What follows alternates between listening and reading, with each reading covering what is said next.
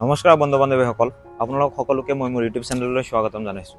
আজি আমি উপস্থিত আছোঁ আমাৰ BH কলেজ ছাত্ৰাবাস, য'ত বৰপেটা জিলাৰ বয়জ এণ্ড গাৰ্লছৰ কাৰণে যিবিলাক প্ৰজ্ঞান ভাৰতী আঁচনিৰ অধীনত স্কুটি আহে সেইবিলাক ডিষ্ট্ৰিবিউশ্যন কৰা হয়। অইন বছৰৰ দৰে এই বছৰো BH কলেজ মেন্স হোষ্টেলত বৰপেটা জিলাৰ স্কুটিসমূহ ডিষ্ট্ৰিবিউশ্যন কৰা হ'ব। ইতিমধ্যে স্কুটিসমূহ আমাৰ হোষ্টেলত আহি পাইছে। গতিকে স্কুটি ডিষ্ট্ৰিবিউশ্যন প্ৰক্ৰিয়াটো কেনেধৰণে হ'ব, কি ডকুমেণ্টছ লাগিব সেই বিষয়ে এইটো ভিডিঅ'ত আমি আলোচনা কৰিম। গতিকে ভিডিঅ'টো স্কিপ নকৰাকৈ সম্পূৰ্ণকৈ চাব।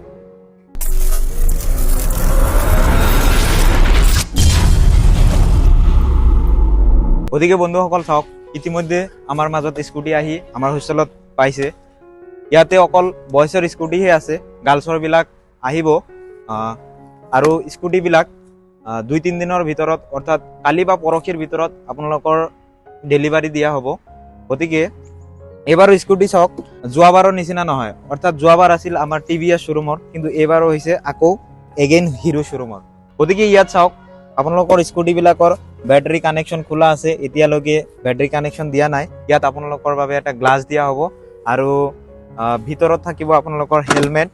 মই বহিয়ে লওঁ স্কুটিত। আৰু বন্ধু বান্ধৱীসকল, আপোনালোকে চিন্তা কৰিব নালাগে, আপোনালোকৰ স্কুটিটো ঘৰলৈকে লৈ যোৱাৰ বাবে ½ লিটাৰমান তেল দিয়া থাকিব। আৰু এতিয়া আমি স্কুটি লোৱাৰ প্ৰচেছটো আলোচনা কৰিবলৈ যত্ন কৰিম।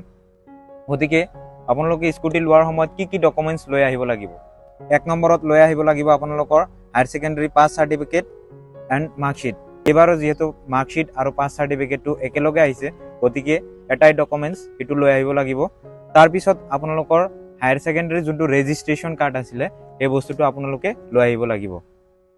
ইয়াৰ পিছত যিজন বেনিফিচিয়াৰী আছে তাৰ নামত যিকোনো এটা গভৰ্ণমেণ্ট ৰেজিষ্টাৰ্ড ডকুমেণ্টছ লাগিব, অৰ্থাৎ ভোটাৰ কাৰ্ড বা যিকোনো আইডেণ্টিটি কাৰ্ড হ'লে হৈ যাব। তাৰপিছত আৰু এটা বস্তু লাগিব, এতিয়া যোনটো ইনষ্টিটিউশ্যনত আপোনালোকে পঢ়ি আছে সেইটো ইনষ্টিটিউশ্যনৰ এটা এডমিশ্যন ৰিচিপ্ট আপোনালোকে লগত আনিব লাগিব। তাৰপিছত বনাফাইড চাৰ্টিফিকেট ইতিমধ্যে আপোনালোকে হয়তো বনাইছে, বনাফাইড চাৰ্টিফিকেটটো আপোনালোকে লগত আনিব লাগিব।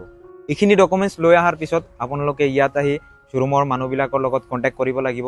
তাৰপিছত সিহঁতে ভেৰিফিকেশ্যন কৰিব, লিখালিখিৰ কাম আছে অলপ, গাড়ীৰ কাগজ পাতি ঠিক ঠাক কৰিব লাগিব। তাৰপিছত গাড়ীটো ফিটিং কৰিব লাগিব। তাৰপিছত আপোনালোকৰ স্কুটিটো ডেলিভাৰ দিয়াৰ ব্যৱস্থা কৰিব। গতিকে এইখিনি বস্তু লৈ আপোনালোকৰ যদি কিবা প্ৰব্লেম থাকে বা কিবা বস্তু যদি আপোনালোকে বুজি পোৱা নাই স্কুটি লোৱাৰ ক্ষেত্ৰত, তেতিয়াহ'লে আপোনালোকে মোৰ ভিডিঅ'ত কমেণ্ট কৰক, মই আপোনালোকক সহায় কৰিবলৈ যত্ন কৰিম। আৰু শেষত ক'ব বিচাৰিছোঁ যে আপোনালোকে এইবৰ্ষত কোনে স্কুটি লাভ কৰিব সেইসকলে মোক কমেণ্ট কৰি জনাওক।